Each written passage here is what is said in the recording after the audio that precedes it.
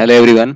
आज हम बात करेंगे कि टाइप्स ऑफ एल्जेब्रिक फंक्शंस के बारे में बात करेंगे। एल्जेब्रिक फंक्शन क्या होते हैं, इसकी डेफिनेशन क्या है, वो मैं लास्ट लेक्चर में डिस्कस कर चुका हूँ। ठीक है, आज उनको टाइप्स के बारे में बात करेंगे। सभी टाइप्स के बारे में डिस्कस नहीं करेंगे क्योंकि ये बहुत लेंदी हो जाएगा। हम सभी टाइप्स को डिस्कस करेंगे यहाँ पर, तो उनमें से कुछ टाइप्स को डिस्कस करेंगे। ओके, एंड डोमेन क्या होता है, रेंज क्या होता है, उसको भी जानेंगे। हमारे जो एल्जेब्रिक फंक्शंस होते हैं उनके डोमेन एंड रेंज को भी डिस्कस करेंगे और उनके ग्राफ को डिस्कस करेंगे, किस तरह से उनका बिहेवियर, ग्राफ का बिहेवियर कैसे होता है अकॉर्डिंगली। सबसे पहले हमारे पास एल्जेब्रिक फंक्शन में आता है पोलिनोमियल। तो पोलिनोमियल क्या है, कोई भी इस तरह का expression a not a one x plus a two x square up to A n x to the power n, ये इस तरह का जो एक्सप्रेशन है ये कहलाता है हमारे पास पोलिनोमियल। लेकिन यहाँ पर ध्यान देने की बात यह है कि हमारे पास जो पावर्स हैं यहाँ पर 1 2 3 4 आप देख रहे हैं, यहाँ पर एक्स की पावर 0 थी तो हमने नहीं लिखा उस पर। तो एन जो है वो नेचुरल नंबर से आना चाहिए। अगर ये फ्रैक्शन में होंगे तो हम इसको पोलिनोमियल नहीं बोलेंगे फिर। ओके, पोलिनोमियल होने के लिए जरूरी है कि हमारे पास ये जो पावर्स हैं वो एन से आनी चाहिए, सेट ऑफ नेचुरल नंबर से आनी चाहिए, नेचुरल नंबर होने चाहिए। ठीक है, और ये हमारे पास एक रियल पोलिनोमियल है क्योंकि यहाँ पर ए आई जो है A not a one A two up to A N, ये हमारे पास आर से आ रहे हैं, सेट ऑफ रियल नंबर से, इसलिए हम इसे बोलते हैं कि ये एक हमारे पास रियल पोलिनोमियल है। तो इस तरह का जो पोलिनोमियल है वो भी एक अलजेब्रिक फंक्शन कहलाता है। ओके, अब फंक्शंस के डोमेन को, डोमेन ऑफ डेफिनेशन को जानते हैं। डोमेन ऑफ डेफिनेशन क्या होता है, क्योंकि ये एग्जाम के पॉइंट ऑफ व्यू से वेरी वेरी इंपॉर्टेंट है। Okay, so domain of definition क्या है, मैंने इसको सिंपलेस्ट फॉर्म में यहाँ पर लिखने की कोशिश की है। Let a subset S of R cross R का एक सबसेट एस ले लिया, is defined by a value, a rule f. एक रूल एफ डिफाइन होता है, एक फंक्शन, एक रूल एफ डिफाइन होता है एस से, एस सबसेट पर, such that then the largest subset of R on which f become real valued function is called the domain of definition, और in short DOD। मतलब DOD क्या है, वो largest subset है R का, वो लार्जेस्ट सेट है R का जिसके अंदर फंक्शन डिफाइन रहे और फंक्शन रियल वैल्यूड बना रहे, वो सारे की सारी वैल्यूज का जो सेट है वो कहलाता है domain of definition. Okay, example से हम इसको और देखेंगे अभी। अब हम टाइप्स ऑफ फंक्शन में बात करते हैं।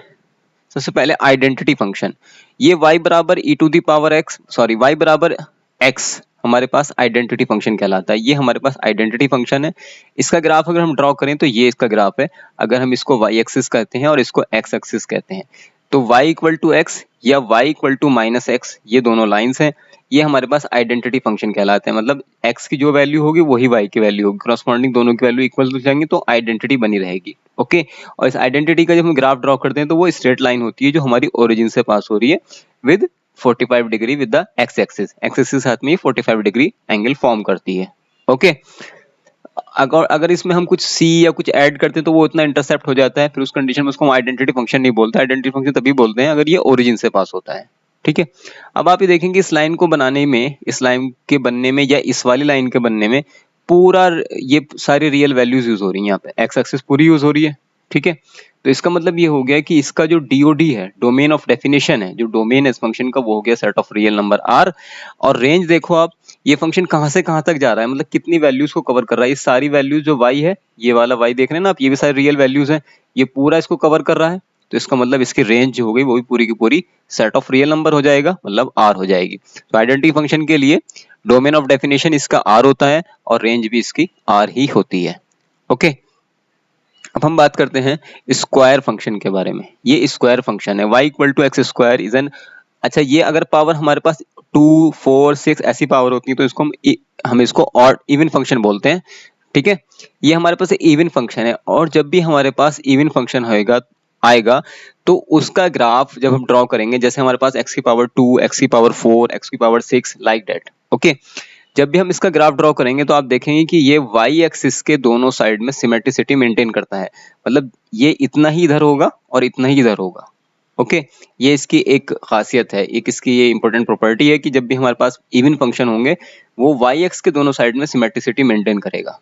ओके, आई होप ये आपको क्लियर हो गया होगा। मैं लिख भी दिया, graph will be symmetric about y axis, y x के ये दोनों साइड सिमेट्रिसिटी मेंटेन करेगा। अगर यहाँ पर x की पावर 4 हो जाएंगे तो अकॉर्डिंगली थोड़ा श्रिंक हो जाएगा ऐसे करके, लेकिन दोनों साइड मेंटेन रखेगा सिमेट्रिसिटी, जितना एक साइड पे होगा y एक्स के उतना ही दूसरी साइड पे होगा, पॉजिटिव पॉजिटिव पे। ठीक है, अब आप देखो कि यहाँ पर अगर हम डीओडी की बात करें, इसकी डोमेन ऑफ डेफिनेशन की बात करें, तो हम ये देखते हैं कि इस ग्राफ को बनने में जो ये रियल नंबर यूज हो रहे हैं एक्स एक्सिस, ये कहाँ से कहाँ तक है भाई, कितना, अब इसे बड़ा करते चले जाएं आगे तक तो ये पूरी रियल लाइन को कवर कर लेगा। इसका मतलब क्या होगा, इसका जो डोमेन ऑफ डेफिनेशन है वो रियल नंबर हो गया, सेट ऑफ रियल नंबर मतलब पूरा का पूरा आर हो गया। लेकिन रेंज की अगर बात करें तो यहाँ पर निगेटिव पे ये नहीं जा रहा, निगेटिव वाला नीचे कैंसिल है, यहाँ पर निगेटिव तो नहीं जा रहा ना, ग्राफ हमारा सिर्फ ऊपर ही है। तो रेंज में बात करें तो जीरो को भी टच करके जा रहा है क्योंकि ये, तो आर पॉजिटिव इंक्लूडिंग जीरो, तो R positive union zero, zero भी शामिल करेंगे और आर पॉजिटिव मतलब सारा का सारा ये पूरा एक पूरा सेट ऑफ रियल नंबर जो जिसको हम वाई एक्सिस कह रहे हैं, वाई एक्सिस की पॉजिटिव साइड, क्योंकि निगेटिव साइड में ग्राफ हमारा जा ही नहीं रहा है तो ये पूरा का पूरा इसको कवर कर रहा है पॉजिटिव साइड को, तो रेंज हो गई R positive union zero. Okay, अब हम बात करते हैं क्यूब फंक्शन के बारे में। क्यूब फंक्शन कैसा होता है, ये और डिग्री का फंक्शन, जब भी और डिग्री का फंक्शन आएगा हमारे पास तो आप देखेंगे कि ये हमारे पास अपोजिट कोऑर्डिनेट में सिमेट्रिसिटी मेंटेन करेगा अकॉर्डिंगली, क्योंकि y बराबर x की पावर -3 है, y बराबर x की पावर 5 आ जाए, x की पावर 7 आ जाए, 9 आ जाए, 11 आ जाए, ऑड पावर जब जब आती रहेंगी तो हमारा ग्राफ कुछ इसी तरह दिखाई देता रहेगा जैसे ये हमारा बना हुआ है। ये फर्स्ट क्वाड्रेंट है, ये थर्ड क्वाड्रेंट है, तो ये अपोजिट क्वाड्रेंट में सिमेट्रिसिटी मेंटेन कर रहा है। लेकिन अगर y इक्वल टू माइनस के x की पावर 3 आ जाए तो ये सेकंड क्वाड्रेंट और फोर्थ क्वाड्रेंट में सिमेट्रिसिटी मेंटेन करेगा। ठीक है, फिर इसका ग्राफ कुछ इस तरह दिखाई देने लगेगा आपको बना हुआ, अगर यहाँ पर y equal to minus x की पावर 3 आ जाए तो। ठीक है, मतलब अपोजिट क्वाड्रेंट में सिमेट्रिसिटी दोनों ही कंडीशन मेंटेन करेगा। बस ये देखना होगा कि y बराबर माइनस एक्स की पावर 3 है, माइनस एक्स की पावर ऑड है या प्लस एक्स की पावर ऑड है। ऑड पावर जब भी आएगी तो वो फर्स्ट और थर्ड मतलब अपोजिट क्वाड्रेंट में जो है वो सिमेट्रिसिटी मेंटेन करेगा। अब हम ये देखते हैं कि ये वाला ग्राफ व्हाइट वाली जो लाइन है हम इसको देखते हैं कि इसको बनाने के लिए जब हम ये लाइन हम इसको आगे बढ़ा सकते हैं, इसको भी आगे बढ़ा सकते हैं इनफाइनाइट तक, तो ये पूरी रियल लाइन कवर हो रही है, ये एक्स एक्सिस पूरी कवर हो रही है इसको बनाने में, तो डोमेन इसका पूरा हो गया, डोमेन ऑफ डेफिनेशन हो गया इसका आर। उसी तरह से ये पूरी वाई एक्सिस को भी कवर कर रहा है, आप देख रहे हैं ये पॉजिटिव साइड पे भी निगेटिव साइड पे भी जा रहा है, तो इसका मतलब इसकी रेंज हो गई वो भी पूरी की पूरी आर। ओके, चलिए अब हम नेक्स्ट बात करते हैं, अब उसी का जनरलाइजेशन देख लेते हैं। ये जनरलाइजेशन क्या है बेसिकली कि x की power 2n, n belongs to n मतलब 4, 6, 8, 10 जब भी इवन पावर आती चल जाएंगे तो ये ग्राफ कुछ ऐसे बनते चल जाएंगे, जैसे ये y बराबर एक्स स्क्वायर का है, जब पावर 4 करेंगे तो ये थोड़ा श्रिंक हो जाएगा दोनों साइड से। ठीक है, पावर 6 करेंगे तो और श्रिंक हो जाएगा, इस तरह से पावर 8 करेंगे तो और थोड़ा सा ऐसे करके बन जाएगा ग्राफ इसका, मतलब ये श्रिंक होता चला जाएगा आप इस तरह से। ठीक है, लाइक दैट। और अगर हम इसके पावर को बिल्कुल सीधा 1 ही कर देंगे मतलब ऑड कर देंगे तो ये फिर सीधी लाइन ऐसी बनती दिखाई देगी आपको, मतलब वो जिसको हमने आइडेंटिटी ग्राफ कहा था, आइडेंटिटी जिसको आइडेंटिटी फंक्शन बोल रहे थे वही है ये। ऑड की कंडीशन में क्या है कि ये अपोजिट क्वाड्रेंट में सिमेट्रिसिटी मेंटेन करेगा फर्स्ट एंड थर्ड क्वाड्रेंट में, क्योंकि यहाँ पर y बराबर x की पावर 2n-1 मतलब ऑड पावर आ रही है 3, 5, 1 और 7, 9, 11 लाइक दैट। तो ये अब आप देख रहे हैं दोनों ये जो क्वाड्रेंट है फर्स्ट एंड थर्ड इसमें सिमेट्रिसिटी मेंटेन कर रहा है यहाँ पर। जैसे जैसे पावर हमारी इंक्रीज होगी तो ये थोड़ा इधर से श्रिंक होगा, इधर साइड से इधर से श्रिंक हो जाएगा। ऐसे अगर पावर 7 हो जाएंगे तो ये और थोड़ा इधर को आ जाएगा ग्राफ इसका ऐसे करके घूम के और कुछ ऐसे आ जाएगा। ठीक है, इस तरह से ये, और पावर ज्यादा जितनी हम ऑड पावर करते जाएंगे उस तरह से, लेकिन अपोजिट क्वाड्रेंट में हमेशा सिमेट्रिसिटी मेंटेन करेगा। ओके, तो सिमिलरली इनका भी अब हम यहाँ कोई भी पावर कर लें दोनों ही कंडीशन में यहाँ पर जो डीओडी हो जाएगा, यहाँ पर डीओडी हो जाएगा हमारे पास set of real number R, इस वाले के लिए बात कर रहा हूँ, और इसकी रेंज कितनी हो जाएगी, रेंज हो जाएगी जो हमारे पास उसमें थी हमारे पास आर पॉजिटिव यूनियन जीरो। ठीक है, यूनियन जीरो ये है।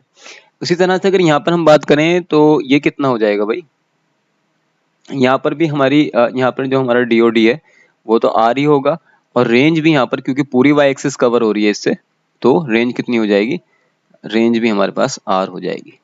ओके, और इसके बाद हम डिस्कस करेंगे रेशनल फंक्शंस के बारे में, इरेशनल फंक्शंस के बारे में, लेकिन वो मैं नेक्स्ट लेक्चर में डिस्कस करूंगा क्योंकि इसमें अगर करते हैं तो बहुत ज़्यादा लेंथी हो जाएगा। ओके, सो आई होप ये आपको क्लियर हो गया होगा। फिर भी कोई डाउट है तो प्लीज़ मुझे कमेंट सेक्शन ज़रूर बताएं, and if you like the content please like and subscribe the channel, और अपने फ्रेंड्स के बीच में इसको शेयर भी करें। Thank you so much.